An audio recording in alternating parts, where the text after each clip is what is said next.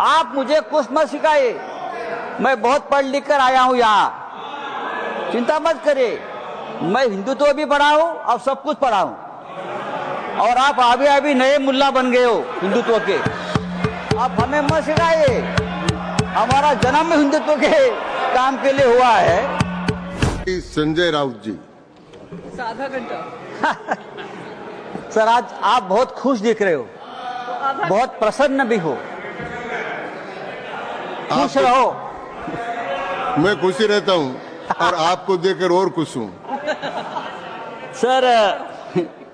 Sir मैं देख रहा हूं कल से दोनों सदनों में गरीब मुसलमानों की बहुत चिंता हो रही है।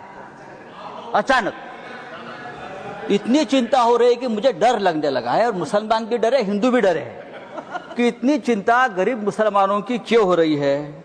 रिजू जी, मैंने आपका भाषण सुना, फिर गृह मंत्री जी का भाषण सुना। मुसलमानों की इतनी चिंता बैरिस्टर जिन्ना भी नहीं करते थे।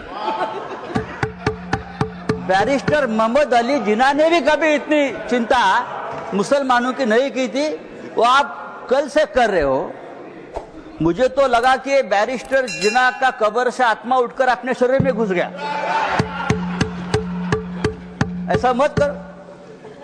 हमें पहले लगता था कि हम सब मिलकर एक हिंदू राष्ट्र बना रहे हैं, लेकिन आपका भाषण ये आपके सब देखकर मुझे लगा आप हिंदू पाकिस्तान बनाने जा रहे हो। ये सर जिस तरह से ये आपने ये बिल जो आप लेकर आए हैं, ये लोगों का ध्यान भटकाने की एक रणनीति है। कल ही प्रेसिडेंट ट्रंप ने हिंदुस्तान के ऊपर 26% टैरिफ का आक्रमण किया, पूरा सबको डुबा दिया। तो ये असली मुद्दा जो है, उसी दिन आपने ये बिल लेकर आए हो, उसी दिन डाइवर्ट करने के लिए, उसी दिन चर्चा होनी चाहिए थी कि ये बिल जो प्रेसिडेंट ने ट्रंप ने जो टैरिफ लगाया, उसे हमारे देश के ऊपर क्या प्रभाव पड़ेगा, हमारी अर्थव्यवस्था गिरेगी, हमारा रुपया गिरकर मर जाएगा। ऐसी बहुत सी बातों का जो ध्यान जनता सोच रही थी, तो आपने ध्यान हटा दिया और हिंदू मुसलमान के मुद्दे पर वापस आपने ध्यान लाकर दिया।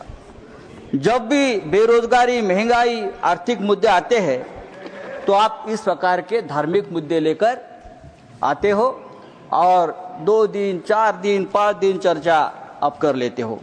सर, गरीब मुसलमानों की बात आप लोग कर रहे हो, करोड़ों गरीब मुसलमानों के हित की बात आप कर रहे हो। आपको मुसलमानों की चिंता कब से होने लगी? या आप ही लोग हैं मुसलमानों को चोर बोलते हो? आप ही लोग हैं मुसलमान आपकी जमीन छीन लेंगे, आपके गले का मंगलसूत्र खींच लेंगे, आपके गाय बैल उठाकर लेके जाएंगे। मुसलमानों के महाराष्ट्र में मुसलमानों के मटन के दुकान से आप मीट मत खरीद लीजिए, मुसलमान देशद्रोही है, टेररिस्ट है, बटेंगे तो कटेंगे। अभी आप लोग मुसलमानों की संपत्ति की चिंता कर रहे हो, आप लोग मुसलमानों की संपत्ति के रखवाले बने हो। लेकिन मैं आपको बताता हूं भाई साहब, आप मुझे कुछ मत सिखाइए, मैं बहुत पढ़ लिख कर आया हूं यहाँ, चिंता मत करिए।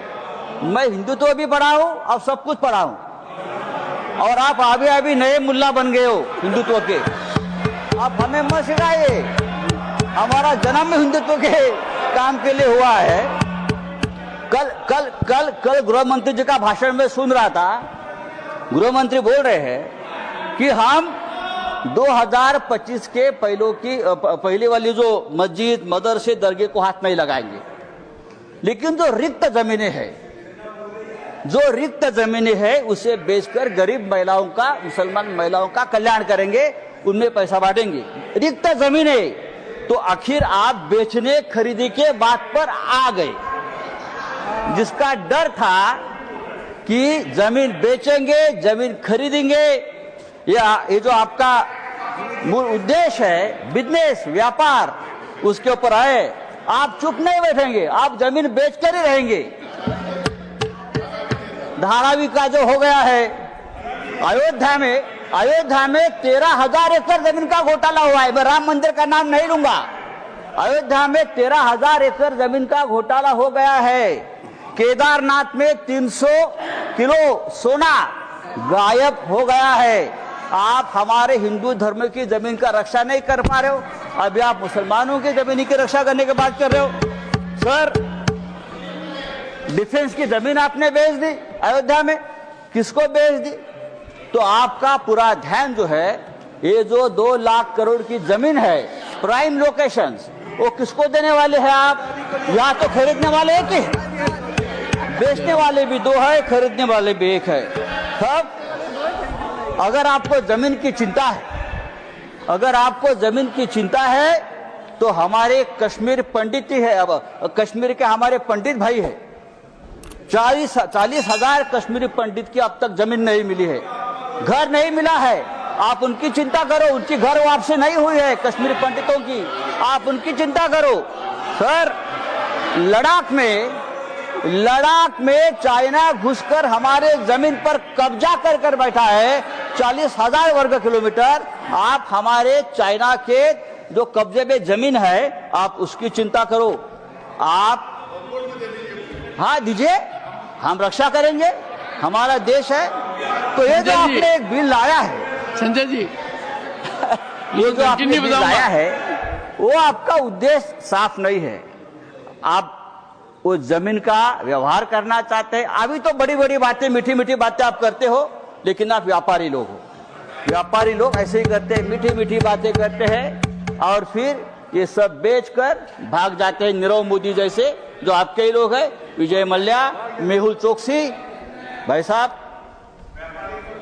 तो मैं आपको बोल रहा हूं, ये जो बिल लाया है, thank you Sanjay ji, thank you. ये बिल हमारे समाज के हित में नहीं है, हमारे देश के हित में नहीं है।